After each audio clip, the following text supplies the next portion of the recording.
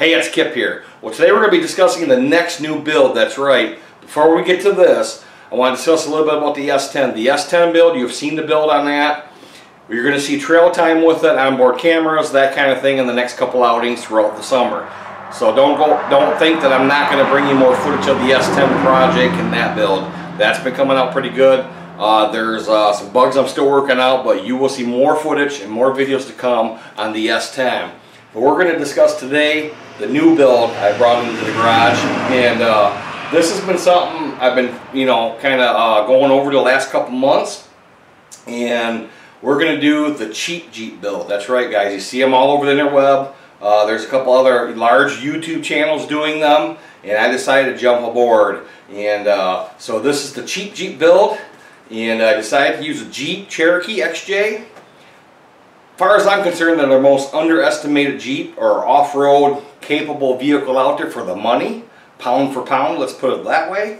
They're very plentiful. Like I said, there's a lot of them out there, but finding one here in Michigan that's not rusted out is kind of a challenge. Not for big money anyways. So, and you're probably already thinking, what do you consider cheap? Well, I'm going to discuss that as we go along these builds, into this build. And as we go, we'll jot down everything. But this particular Jeep, we're going to take a closer look at it as we go on with the video. I'm going to move the camera around and show you the body and stuff on it. And this Jeep here has a Hurt motor in it. It's got the 4.0. First of all, this is the 99, which I feel, and even some of my friends that run these Jeeps feel it's one of the best years out there. You got the high pinion front axle, you got the Chrysler rear axle, the high output 4.0, and we're just going to go from one thing to another on this, but I'm going to set a budget on the first stage. Yes, I'm calling it the first stage of the build.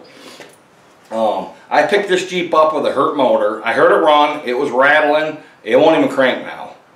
But I know it runs. The body's pretty decent on it. The interior's nice on it. All the power windows work. And I like the color. It's one of my favorite colors, which is green. Anyways, I got this Jeep for 500 bucks. But like I said before, the first stage, I'm saying the first stage, I was going to go at $2,000, but I think it's a little high. I think we're going to go $1,500 for the first stage of this build, and it's going to be trail capable, trail ready, pretty much handle just about anything that's kind of normal, I guess. I'm not sure what tires we're going to use yet. We might use them 311050s that I made a video on, the budget deal I got on those. We'll see what kind of tires we're going to run and rims down the road. Right now it's got the 235 Wranglers on it, which are in really good shape, which I'm going to grab the camera here. We're going to walk around as we discuss this build. But I'm setting the budget on this first stage. I really am going to set it trail capable, trail ready, and probably even daily driven for $1,500. That's right, guys. That's my first stage of this build. $1,500. I was going to go $2,000, but I think that's a little too much. Now $1,500. The average person can come up with that, even on a personal note. You can't buy you can't buy a quad for that, or dirt bike, or anything for that. So for $1,500, you can haul 4 people in this, maybe 5. You got the whole back hatch for coolers and tools and gear and extra spare tires and that kind of thing. $1,500, cheap Jeep, and we're going to bring it to you guys. So let's grab the camera and get going on this build, and we're going to discuss it as I'm going to take the camera around and show you the body of it and kind of under the hood and that kind of thing. So I got a really good deal on this. And yes, I already located the motor. It's sitting over there in the corner. And we'll discuss that as I grab the camera. So let's get going on this and cover all the bases, make this video kind of short. And you're going to have to stay tuned for each build video as this progresses and see where we go with it. So let's grab the camera and show you more of the cheap Jeep build. 99 XJ. Let's check it out. All right, we got the hood open just to save a little more time on this video. Like I said, this motor ran. The guy who had it listed, I think he wanted like $8.95 for it. And I seen the body and I said, yeah, that's pretty good. And I read and it said, the way he discussed it, it was running rough and stuff like that. I'm like, yeah, running rough. I showed up, oh my gosh, and we started it up. It's got a rod beating out of it. I mean, it was just clanging and banging. And it kind of ran funny. I don't know if he shut the key off, but when we went to restart to load it on the trailer, you know, at that point I already knew the motor was smoked. I mean, I knew I was buying it without the motor, but at least I got to see the tranny work. I seen the, you know, everything working back and forth and all that, whatever. But the motor is locked up as we speak right now. So, but if you look at it, there's a, probably can't see it right here, but there's a newer lower hose on it. It's got a CarQuest label on it. The radiator is new. As you can see in here, the radiator in here is all brand new radiator. The upper hose doesn't look new, but it's in really good shape. So there's not a lot I'm going to have to buy. I really feel he overheated it. Oh, the water pump's new on this too. If you look at it down there, see how shiny it is? I really think he was having problems with it overheating. Once he got to that to fix it, I think he was a little too late, basically. The motor was hurt and didn't survive the overheating issues because a lot of these have plugged radiators. You know, some of you XJ guys can, you know, chime in on here and discuss some of the things as we go along. Here's the motor I was discussing earlier. This come out of a local salvage yard, which I know the owner really, really well. 142,000 miles on it. Like I said, the guy was really pissed that he got wrecked because it was his daily driver. So that's a 96 motor. And I was very fortunate because I think the 96 is one of the better motors from my understanding. It's still an HO, it's got the distributor. Like I said, this is a 99, so we'll switch out. I'll put the 99 intake on it and you'll see, you know, some of the new parts that are going to go into this that I've already got ordered and sitting here.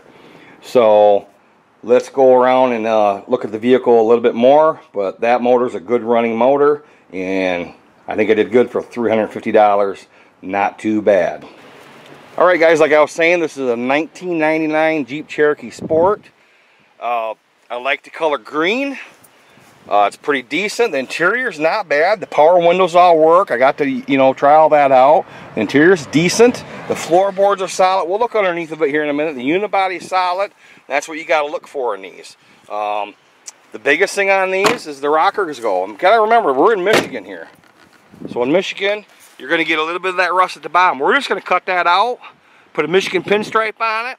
So that's what I like to call them. And run this thing, man. It's not bad. It's pretty decent, actually. The rear hatch works and everything. And that all works really good. A lot of them don't work. Heck, it even goes up on its own. I mean, that's pretty cool. Look at the room you got in these things. You got room for your coolers with some, maybe a couple adult beverages in them. You know, soda pops, that kind of thing. You know where I'm going with that, guys. That's what's cool about these. You get to haul stuff in them. This has the high pinion front axle. It's got the Chrysler 8 1/4 rear axle. Does have a hitch on it. The tires on it are the Goodyear Wranglers. I'll tell you what, they're in really good shape. So I'll be able to sell them. Those are the 235 15s. I'll be able to sell them rims and tires. Probably to buy the rims that I do need. Probably to pick them up. So that's going to help the build a little bit. It does have the little bit of rust again. Right underneath here again on the rockers only. But all in all, the body is really decent on this thing. Like I said, 500 bucks. I got the motor for 350. Got to hear it run. And so, you know, I'm going to get it swapped out, pull all the stuff off this.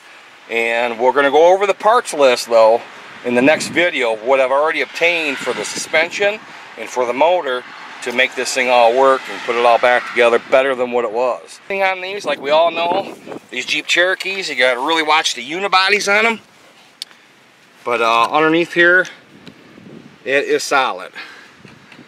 I mean, the unibody is absolutely perfect under it. I mean, the floorboards are solid. I mean, there's a little bit of surface, but usually up here, I mean, look at the floorboards. They are absolutely solid. You got your typical rust right here, but we cut this all out anyways. We'll come in here with a saw. I'll cut all that out. Who knows, I might put rock guards on it. Not that we do any rock garden out here or whatever, but you know what I'm saying. And then the bottom here, we'll just get a Michigan pinstripe on it. But the bottom is, I mean, it's solid. The unibody's perfect on it. It's perfect for what I'm going to use it for, and it's going to keep the budget down. But the rest of the paint up is decent on it. So it's 850 bucks into the build. Yes, I got to pull the motor. Yes, I got to put the motor in it. But as we discussed earlier, it's got a new radiator, new water pump. I think the lower radiator hose is new. I mean, this is going to be pretty cool. 1,500 bucks, and you'll see in the next video what parts I'm going to put in it. And by then, I'll know what tires and wheels I'm going to put on it. And the rear end, I'll probably do a Lincoln locker on that. In the front, if there's money left over, I'm going to put a Spartan locker in it. And at that time, I really believe, depending on what tires I use, it'll definitely be trail capable. They're so underestimated for their weight. So, anyways, guys, I hope you enjoyed the video. As always, thanks for watching. Like I always said, big fun for life. Don't forget it. We only get one of them. And stay tuned. Please subscribe, like, and share my videos. I would appreciate that. And as always, thanks for watching. You guys have a great day, and we'll see you on the trail.